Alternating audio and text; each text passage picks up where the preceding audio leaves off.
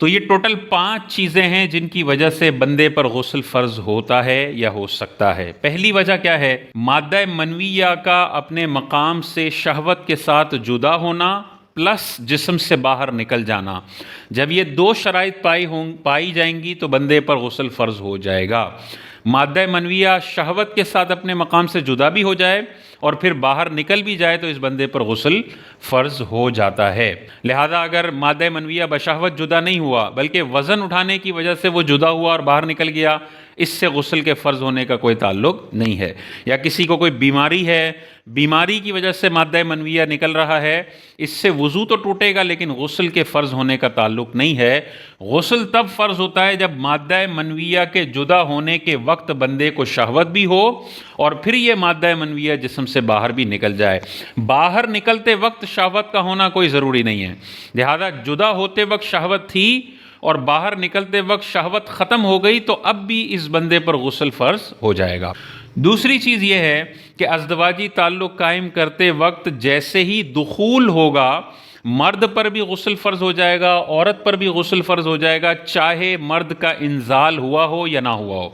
صرف دخول سے ہی، اوپر کا حصہ شرمگاہ کا داخل ہونے سے ہی مرد اور عورت دونوں پر غسل فرض ہو جائے گا۔ تیسرا سبب غسل کے فرض ہونے کا، جب عورت کے حیض کے دن مکمل ہوں اور خون منقطع ہو اور وہ حیض سے فارغ ہو جائے تو اس پر غسل فرض ہو جائے گا، غسل کرے گی اور نماز شروع کر دے گی۔ بچے کی ولادت کے بعد جو خون آتا ہے اس کو نفاس کہتے ہیں، اور نفاس کے دن جب پورے ہوں، یعنی جیسے ہی خون منقطع ہوگا، بند ہوگا، چاہے 2 دن بعد بند ہو چاہے 10 دن بعد بند ہو، جیسے ہی خون رکے گا نفاس سے یہ عورت فارغ ہوں گی، اس پر غسل فرض ہے، غسل کر کے نماز شروع کرنی ہوگی۔ 4 اسباب ہو گئے۔ 5واں سبب غسل کے فرض ہونے کا ہے احتلام، یعنی سونے کی حالت میں اگر بندے کا انزال ہو جائے، مادہ منویہ خارج ہو جائے تو اس احتلام کی وجہ سے بھی بندے پر غسل فرض ہو جاتا ہے۔ یہ مشہور طریقے ہیں جو اکثر لوگوں کو پیش آتے ہیں جن کی وجہ سے غسل فرض ہوتا ہے۔ اچھا، اب ان کی وجہ سے اگر غسل فرض ہو جائے تو غسل کرنے سے پہلے ان 3 کاموں میں سے ایک کام کرنا ضروری ہے۔ یعنی غسل فرض ہونے کے بعد اور غسل کرنے سے پہلے یا تو تھوڑی دیر سو جائیں یا تھوڑا سا چل لیں یا پیشاب وغیرہ کر لیں۔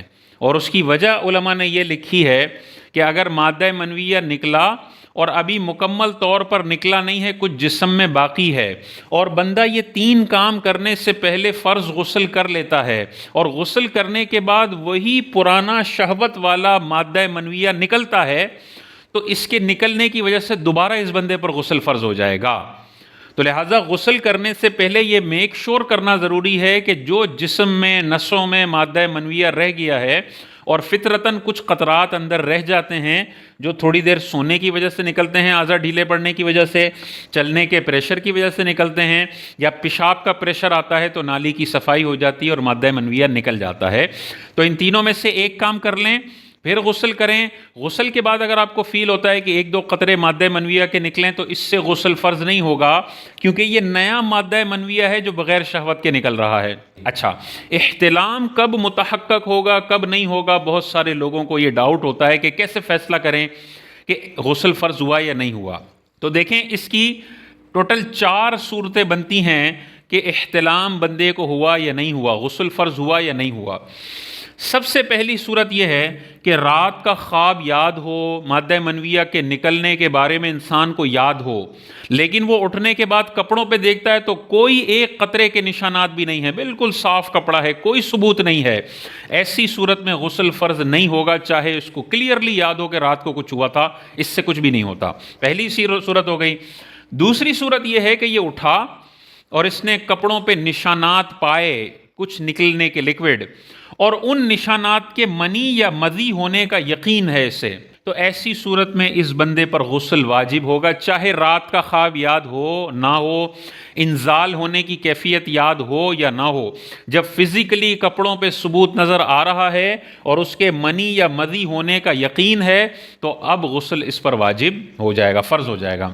تیسری صورت یہ ہے کہ اسے یہ یقین ہے کہ یہ مادہ منویہ بھی نہیں ہے، یہ مذی بھی نہیں ہے، بلکہ یہ پسینہ ہے یا پیشاب ہے۔ مثال کے طور پہ پیشاب کے قطرے نکلنے کی اس کو بیماری ہے، اور اسے یہ یقین ہے کہ یہ جو قطرے نظر آ رہے ہیں نا یہ پیشاب کے ہیں، یا یہ پسینے کے ہیں، لائٹ چلی گئی تھی، خوب گرمی تھی، یہ سمجھ رہا ہے کہ پسینہ ہے اور اسے یقین ہے، ایسی صورت میں بھی غسل اس پر لازم نہیں ہوگا۔ یہ 3 صورتیں ہو گئی۔ چوتھی صورت یہ ہے کہ یہ اس کا دماغ یہ کہہ رہا ہے کہ یہ مادہ منویہ نہیں ہے، اسے یقین ہے، لیکن اسے مزی ہونے کا شک ہے۔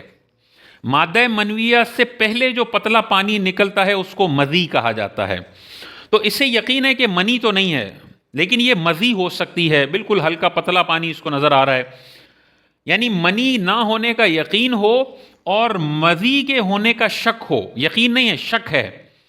تو اب دیکھا جائے گا کہ رات کا اس کو خواب یاد ہے، انزال ہونا یاد ہے یا نہیں۔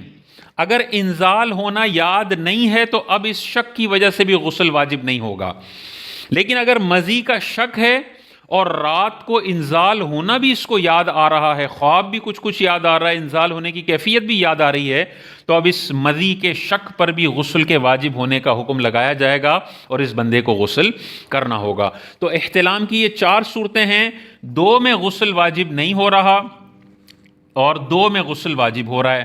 5ویں صورت اسی میں آپ بنا سکتے ہیں کہ مزی کا شک ہے اور رات کو انزال ہونا یاد نہیں ہے، تو اس میں بھی غسل واجب نہیں ہو رہا۔ گویا کہ 5 صورتیں بن گئی، 3 میں غسل واجب فرض نہیں ہو رہا اور 2 میں غسل اس بندے پر فرض ہو رہا ہے، تو اس سے آسانی سے فیصلہ کیا جا سکتا ہے۔ یہ 5 اسباب ذہن میں رکھیں، غسل سے پہلے وہ 3 کاموں میں سے 1 کام ذہن میں رکھیں اور احتلام کی یہ 5 صورتیں اپنے ذہن میں رکھیں گے، ساری زندگی کے لیے اس قسم کے مسائل کا حل آپ کو آسانی سے مل جائے گا۔